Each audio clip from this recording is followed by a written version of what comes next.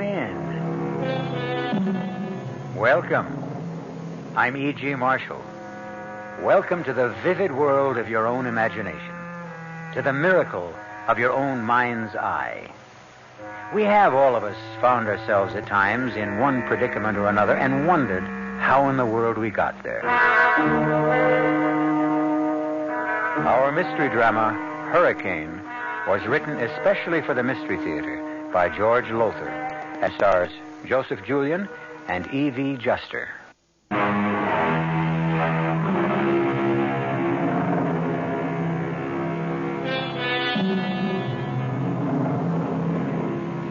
Imagine yourself now in a beach house on the eastern shore of Florida.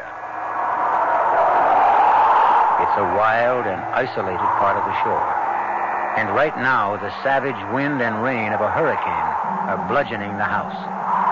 In the living room, two men are playing Scrabble by the light of a kerosene lamp. One of them is quite young, in his 20s. His left eye is badly bruised, half closed.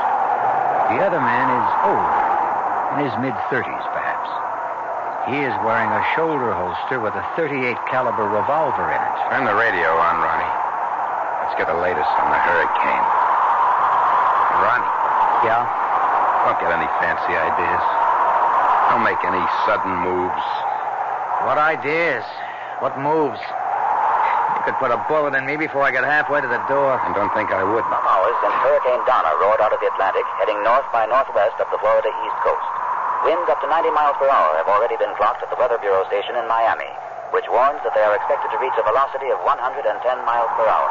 I told you, no sudden moves. Get away from that window. I heard a car. I did. Parts of the overland highway have been Joe, there's a car in the drive. Two people, a man and a woman, getting out. They're coming in. Damn. Shore of the Keys have been Shut that thing off. Now, let me handle this. Don't give me any trouble, understand? Whatever you say, Joe.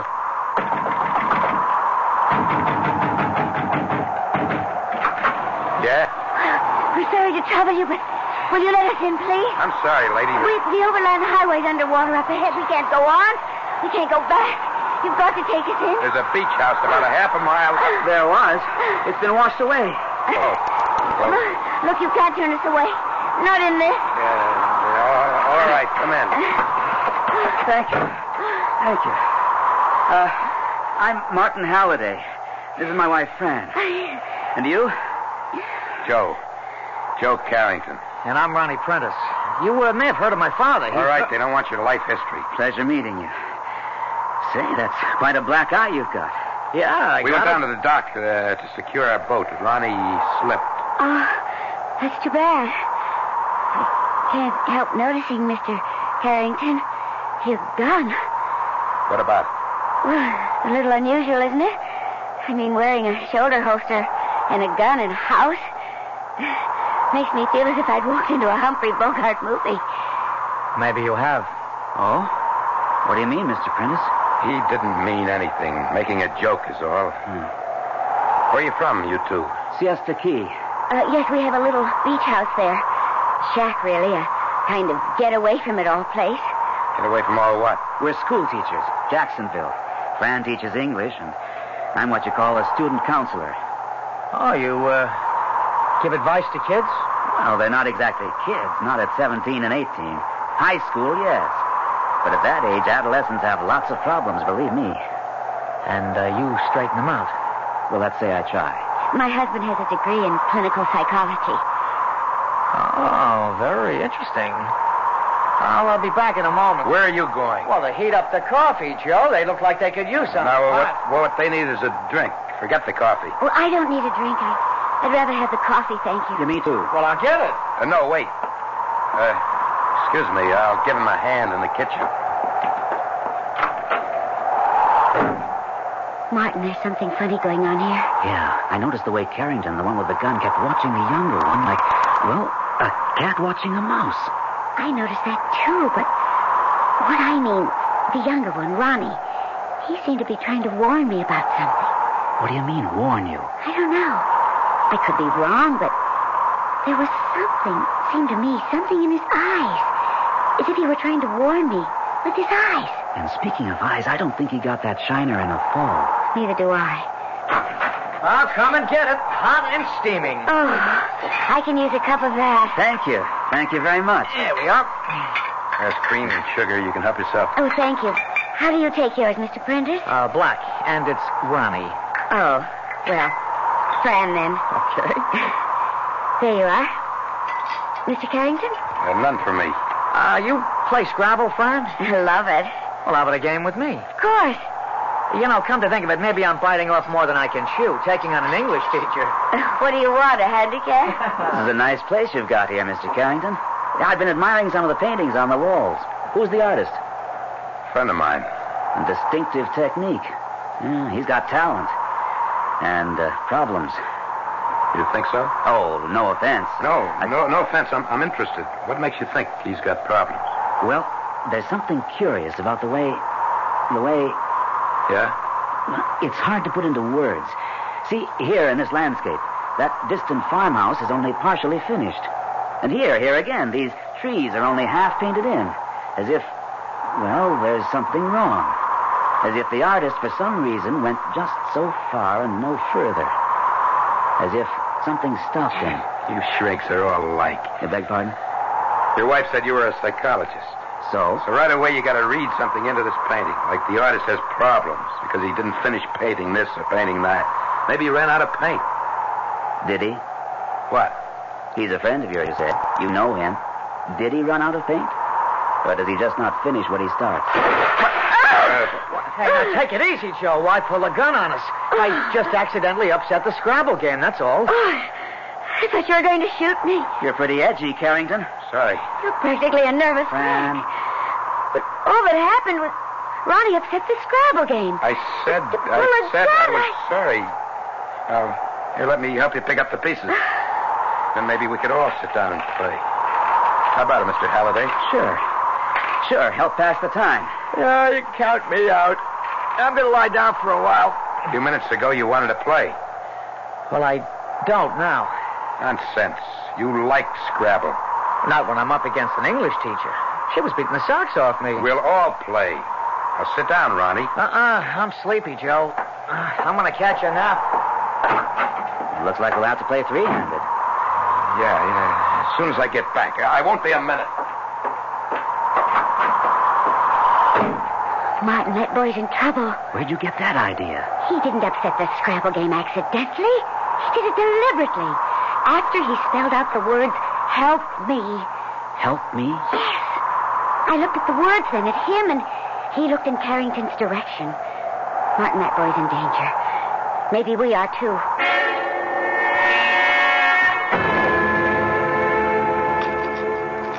Joe, no, please, don't handcuff me to the bed.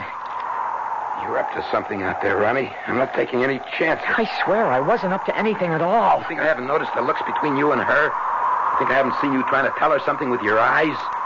And why did you upset that Scrabble game? It was an accident. Yeah, some accident. And all of a sudden you're sleepy and you want to take a nap. Do you think you're kidding? Next thing I know, you'd be out that window trying to escape. With a hurricane raging out there, how far do you think I'd get? I don't think. I know. You're not getting beyond this bed. Not with these handcuffs on. You're not.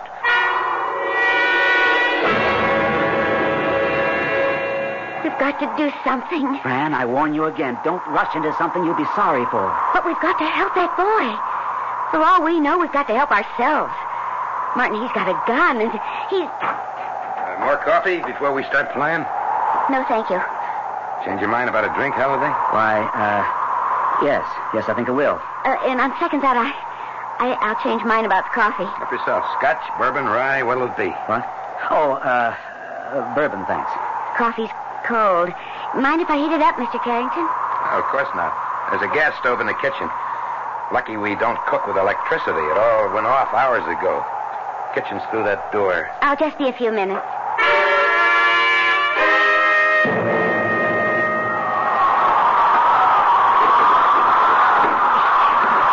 Hey, what the... Keep your voice down, Ron. Fran, you're soaked to the skin, drenched. I pretended I wanted to heat up the coffee, but I really wanted to get to you. I went out the kitchen door and came around to this window. Ronnie, what's the trouble? He's holding me for ransom.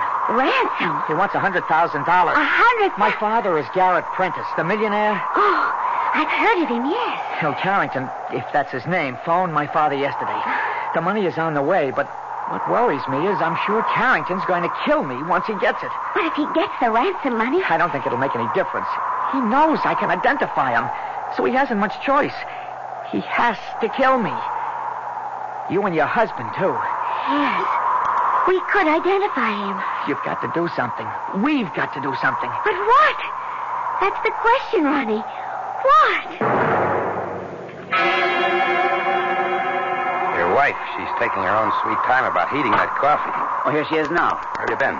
Your clothes are soaking wet. How did it happen, Fran? While the coffee was heating, I went to the kitchen door and opened it. What for? Well, to see what it was like out there. The wind caught the door and yanked it open. I went out to try to close it and... You're lying. What have you been up to? I haven't been up to anything. You went out the kitchen door and around back, didn't you? You made your way to the bedroom. No, I swear I didn't. Well, I'll soon find out. I'll go see. Fran, have you gone crazy? You hit him with that candlestick. You knocked him cold. Get his gun and the key to the handcuffs out of his pocket. Handcuffs? Ronnie's handcuffs to the bed in there. Oh, Lord. Here, take the gun while I hunt for the key. Not this pocket. Yeah, here.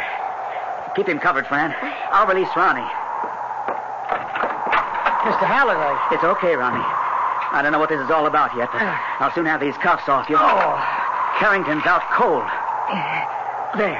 Oh, good. Where's his gun? My wife's got it. Keeping Carrington covered. Come on. He's still out, huh? Yes, All right, I'll take the gun, Fran. yes. Here, I don't want it. I don't even like the feel of it. Where's my husband? Well, still in the bedroom, I guess. What in the world is he doing in... Martin? Martin, what are you doing in there? Coming. I stopped to have a closer look at this. Well, what is it?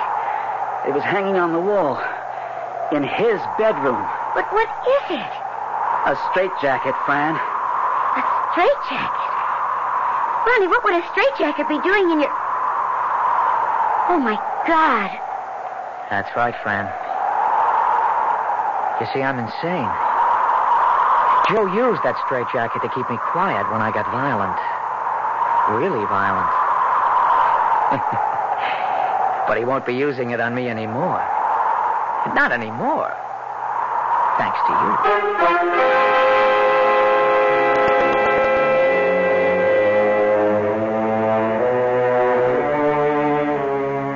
As I said, we sometimes find ourselves in predicaments and wonder how we got there.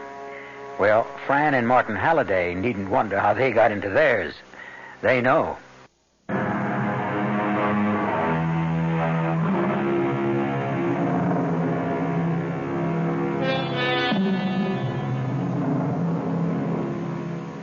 There are those who say we cannot escape what the fates have ordained shall be our future.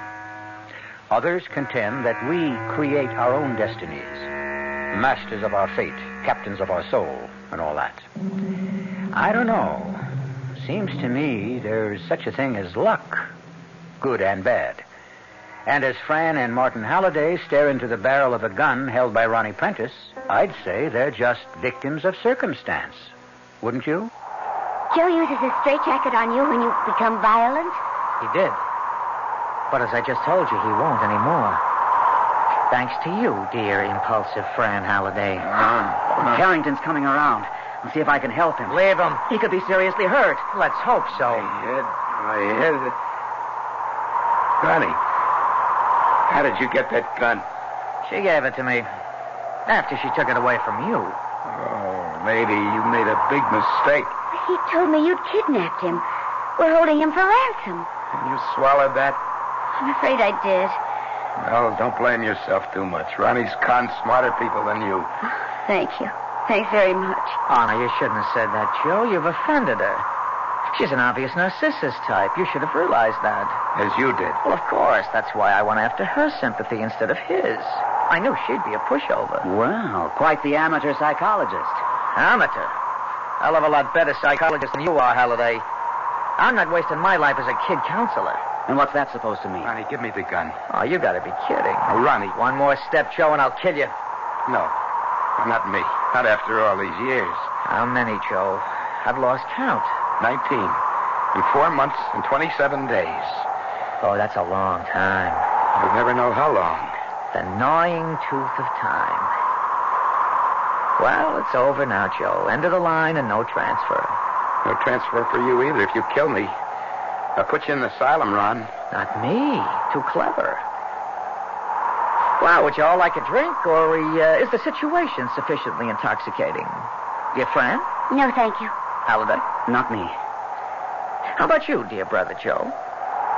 Dear, dedicated, generous, self-sacrificing, martyrish brother. Dear, gentle, understanding, all-suffering keeper! Hit me just once again, Ron. And what? Skip it. I'm going over to the bar to make myself a drink. Now, all of you stay right where you are. Don't move. Not an inch. I said not an inch. Oh, I was only going to sit down in this chair and... Oh! My jaw. I'll do more than kill you with this gun if you disobey me again. Now, don't move. Not an inch. Martin. Oh, Martin, I'm sorry. It's not your fault. Are you sure you don't want a drink? Anyone? It's your last chance, you know. Well, suit yourselves. And now, who's first? You, Halliday? Yeah, why not you? Just one bullet through the head. Painless. So don't be afraid. Ron, don't do it. Are you afraid, Halliday? I don't think so. No. Not afraid of death? How come? Oh, I don't know. I guess if you believe in God, and I do, I guess you... Well, you can't be very much afraid of anything, really. Well, many people who believe in God are afraid to die, wouldn't you say? No. I don't see how they could be afraid if they did. Oh, provocative speculation. Give me the gun, Ron. Oh, you're afraid, aren't you? When I point the gun at you like this and you don't know whether I'm going to pull the trigger or not, you are afraid, aren't you, Joe? I certainly don't want to die. Yet you believe in God. Maybe I do and maybe I don't. You do. You told me you did. I remember a long time ago, you told me that you did. You did. Okay, I did. Now you're trying to confuse me. He does it all the time. He keeps making me think I got things twisted, all mixed up, that I'm not thinking straight, that I'm crazy. Now, don't start that with me, Joe. Now, I'm warning you. Don't start. All right, Ron. And then don't take that tone either. You know I can't stand that tone. Ron. I will not be treated like a child in a tantrum. I will not, Joe. I will not. Then why don't you stop behaving like one? Halliday, don't cross him. Why not? Go ahead, Halliday. Cross me. Say anything you like to me. Anything. And see what happens. You won't? Well, then how about you, Fran? You say something. You cross me. Oh, won't you please let us go? Please. We have nothing to do with all of this. We just happened to come in here out of the... Save it. You can't reason with a homicidal maniac. He really is? Yes, Mrs. Halliday, he really is. Liar! Liar! Oh, and clever. Oh, yeah, clever. But not as clever as I am. You see, he wants my father's money, all for himself. There's enough for both, more than enough. When my father goes to that great hunt club in the sky. Yeah, marvelous huntsman, my father. Red coat, breeches, top hat, the whole bit. Ta-ta-ta-ta-ta-ta-ta, hunting we will go. And all fall down and go smash. Smash! But not for him. Oh, never smash for him. For me. For me. What do you mean, smash for you? Would you like to know? Would you really be interested? I would, yes. No, we never tell about it, do we, Joe? Never have, never will. What would Father's friends say? Garrett Prentice fathered a maniac? That's what they'd say. Garrett Prentice would shrivel up with shame. Who exactly is Garrett Prentice? Who is... Well, Joe, here's a man who never heard of Father, a wonderment, a rara avis. My dear man, where have you been? Everyone has heard of Father. I'm afraid I'm not in that category. Oh, then let me tell you about him, all about him, and about Joe and me. Ron, no, don't, please. No, it's the last stop, Joe. Final destination. Why not open the luggage? You won't be taking it with you. You see, Joe's mama married my dear papa after his papa died. Now, in, as you might say, the ordinary course of biological eventuality, I appeared on the scene. And alas, poor Joe's mama left it. Joe hated me for killing his mama. No, Ron, I never... You did. You did. If you didn't, why did you hit me and knock me down and make me hurt my head? I didn't mean to. You were 2 years old, almost 2. And you always wanted whatever I had, a toy, a game, whatever. That day, well, I wouldn't give up what you wanted, and I pushed you away. You knocked me down. You knocked me down, and you hurt my head, Joe. I did injure him. I am responsible. When I pushed him and he fell. Knocked down? All right, Ron. When I knocked him down, he struck his head on the metal corner of a bed. He was unconscious for more than an hour. When Go on.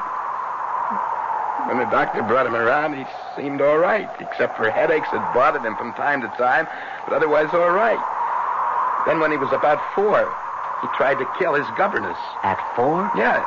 He wanted her to give him something. I don't remember what, and she wouldn't. And he flew into a rage. He bit, he clawed, he kicked her. Small as he was, she was no match for him. And he'd have killed her if other servants hadn't come in time and dragged him off. And then, a year or so later, he attacked a playmate. Boy his age, and he would have killed him. There hadn't been other boys who pulled him away. Good heavens. From then on, he couldn't be sent to school. He had to be tutored at home. He'd fly into these sudden, unexpected rages, attack his tutors. He nearly murdered one with a pair of scissors. The psychiatrist who examined him, did they have He's any... never been to a psychiatrist. Well, you can't mean that. It's true. But it's senseless. Garrett Prentice, senseless? Wealthy financier, handsome playboy, beloved darling of the jet set, senseless? Oh, no. Heartless, yes. Oh, God, yes, heartless. He couldn't bear the shame, the notoriety of others knowing. But, Carrington, Joe, you can't mean that all these years you've taken care of him alone. It was my fault. So you took on the burden of... Wouldn't you? You've dedicated your entire life to him. Oh, it isn't as bad as you make it sound. Most of the time, he's rational enough. Our lives are quite ordinary, except I have to keep watching for the signs, the symptoms that warn me that another attack is coming on. I try to give him as much freedom as I can. Still, I do have to keep an eye on him.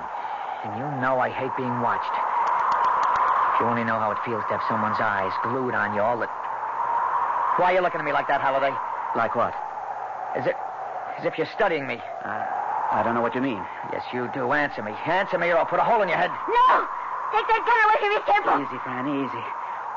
All right. I have been studying you. Why? There's something... I can't put my finger on it, but something...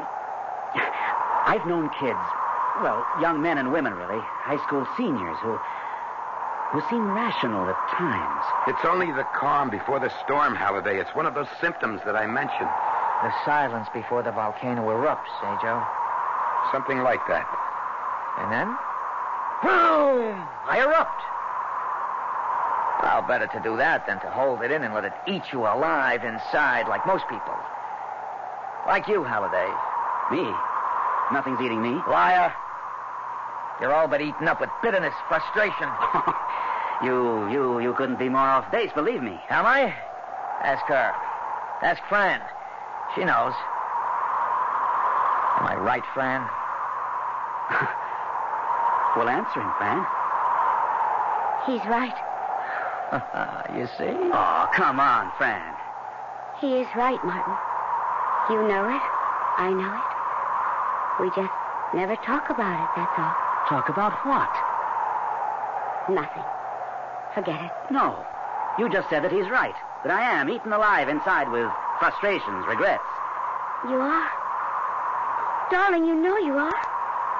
You never mention it because... Well, because you're you. Good Lord, Fran. Are you talking about what happened at State College? Is there anything else we don't talk about since it happened? But in heaven's name, Fran, that was 12 years ago. It makes no sense. Doesn't it? Oh, Martin. Dear, darling Martin. Doesn't it? You know, maybe it does. Maybe it does at that. If all these years you've been thinking that because I never talked, thinking you ruined my life. I did. You know I did. Ruined it? Fran, dearest, you made it. How could you have lived with me all these years and not know that Oh, what a fool I've been. You? Yes, me, a so-called psychologist, not knowing you'd feel guilty. That you'd... But, Martin, you've kept silent about it all these years. Kept silent? Nothing. I haven't kept silent. I just haven't talked to you about it because I scarcely ever think about it. And when I do, I'm glad it happened. You're just saying that. I'm not saying anything. I'm telling you the truth. Too late. Too late? Just too late. Because I'm sick of all this talk. The time has come to erupt. To strike. And I think... No, I'm sure. I'll strike at you first, dear friend. Oh, yes. I'll kill you first.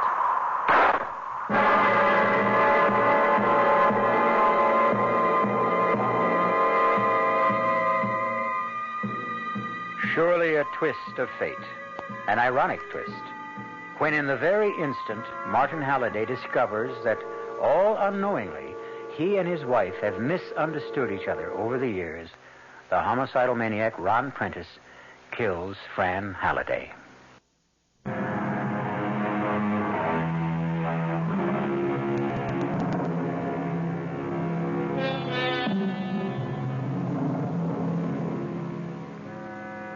Remarkable, isn't it, that no matter how intimately our lives are bound up with another's, we never really know what he's like underneath, what he truly thinks, truly feels.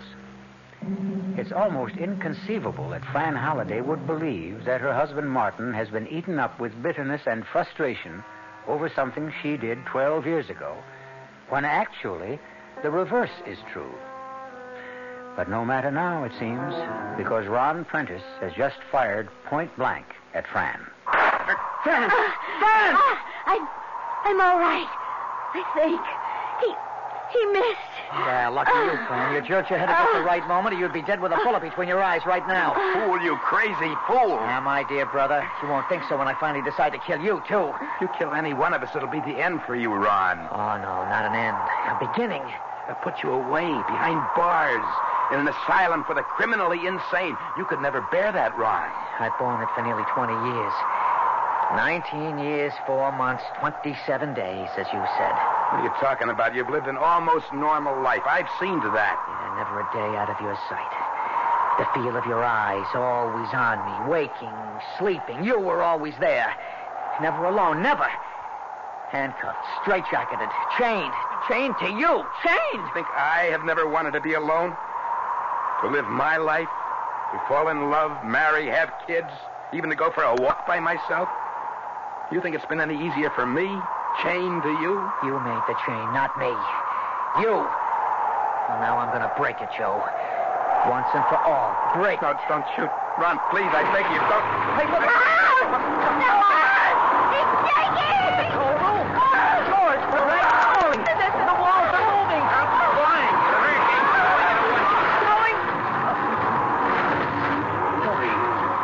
Good Lord. I thought we were finished. You are. What? The house can't last. They said on the radio these winds would hit 110, 120 miles an hour, and that's what they're starting to do. And we damn well better ought to get out of here. Where can we go? The beach.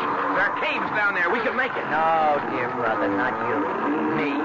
What do you mean, you? Fran, go into the bedroom and get those handcuffs my brother used on me. What are you up to? You'll find a second set in the top bureau drawer. Joe always kept a spare. Bring the straitjacket, too. I don't... Do as I tell you.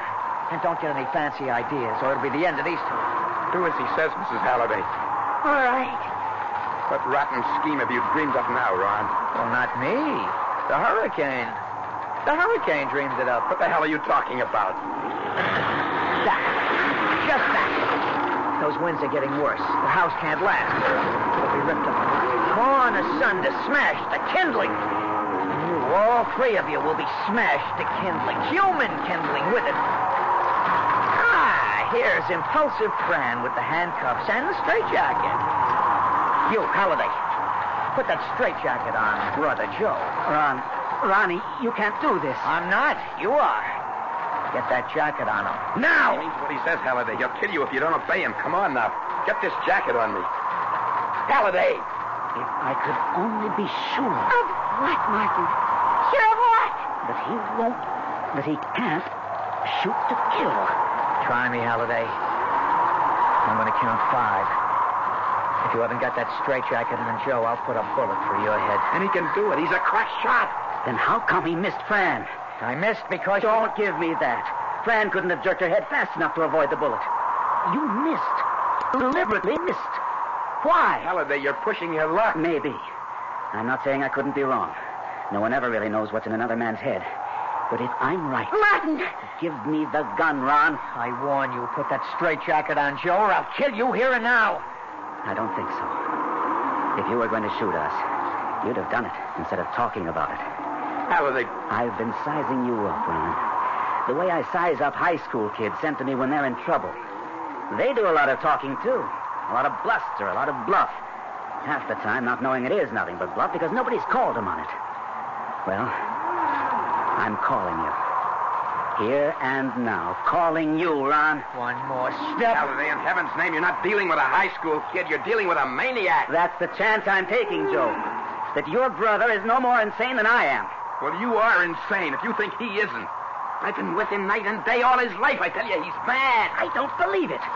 He believes it. Oh, yes, he believes it, all right. Right now, this minute, he believes he'll shoot to kill me. But I'm gambling that when the chips are down, he'll throw in his hand. Oh, you seem very sure of yourself, Halliday. I'm anything but sure, Ron. But what have I got to lose? If I don't take that gun from you, we'll all die when the hurricane destroys the house. And even if you do shoot to kill, and do kill me, it'll give Joe a chance to get that gun away from you. Joe? Yeah? Get ready. If he shoots me, you'll have a split second to jump him. Okay? Okay. Martin! Take it easy, Fran. All right, Ron. One more step and you're dead. Not if I'm right about you, Ronnie. I'm willing to take a calculated risk based on what I've learned about you in the past hour. Learned? About me? You nearly killed your governess, Joe said, when you were a child, but didn't. I was stopped before I could. Were you? Or could you have killed her before anyone came to save her, but held off until they came? What about the playmate you tried to murder? Somehow you didn't succeed there either. Or the tutor you nearly killed with the scissors. Or my wife, Fran. Those pictures on the walls. You painted them, didn't you? What of it? None of them. Not one is finished. That's what of it. Why? Because you don't finish anything you start. You want to know the truth as I see it, Ronnie? I don't give a damn what... As I see it, when you were a child and Joe knocked you down, yes, you were knocked unconscious. But when you came to, you felt a warmth, a security you'd never felt before. Because for the first time in your life, you were the center of attention. Especially your father's attention. You felt it, loved it, wanted more of it. Why don't you shoot? You... As time went on and you got no more attention, you missed it, yearned for it. Then one day, as I see it, when your governess refused to give you something you wanted, you flew at her in a childish tantrum. A tantrum, Ronnie, that's all it was. But again, you got attention. And again, you found it pleasurable and wanted more. And had found a way to get more. Am I right? You can't be. Ron, if I'm right, for nearly 20 years, you've been playing at being insane without knowing you were playing. You've told yourself a lie, the same lie so often you came to believe it. But the fact is, you're not insane at all. Ron, for the last time, give me that gun. All right, then. I'll take it from you. Ow! Martin! Oh! You killed him! I knew he would. I was right. Your husband was wrong. We won't need the straitjacket now. All right, Joe, handcuff her to the water pipe. Move! Let's run. Yes. All right, now handcuff yourself to her. Run. They'll come after you. They'll put you away. Do as I say. All right. All right. And now, goodbye, Joe. In a little while, the house will be gone, and you with it. I'll be free of you. Free of you. At last. At last. Martin.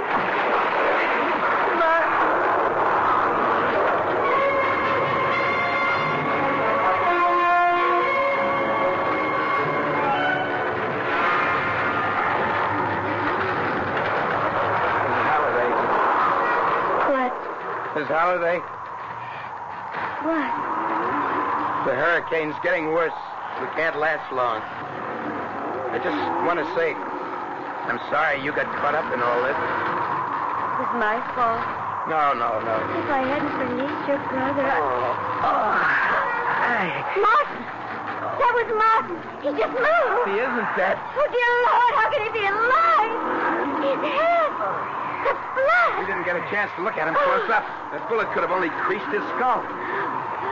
Oh, thank God, thank God.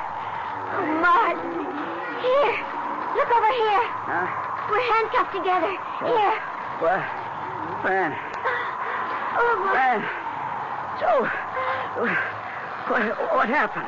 Ron shot you. Oh, yeah, my head.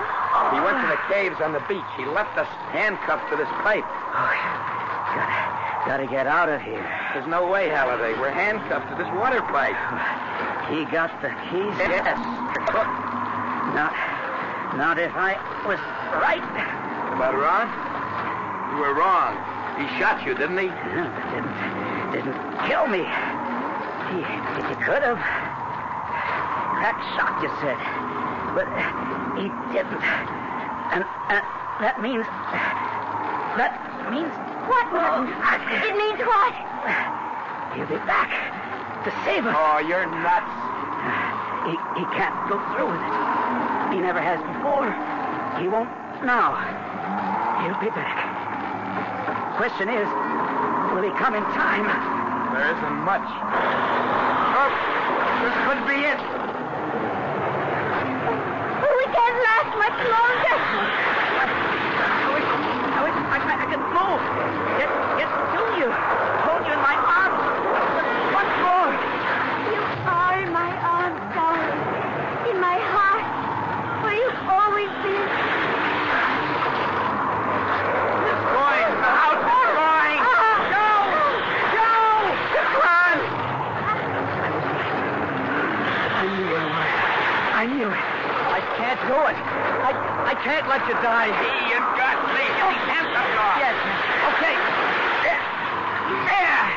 Now you, Fran. Quick, Ron, quick, the roof. Oh, there goes the roof. Okay. Yeah.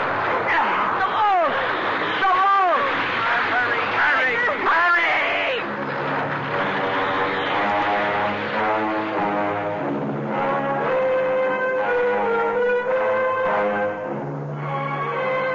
They escaped. All four. Hanging on to each other, dragging Martin, who couldn't stand, they fought their way to the caves on the beach, even as the house exploded into flying wreckage. Our cast included Joe Julian, Evie Juster, Jack Grimes, and Gordon Gould.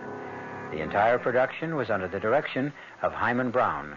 E.G. Marshall inviting you to return to our Mystery Theater for another adventure in the macabre. Until next time, pleasant dreams.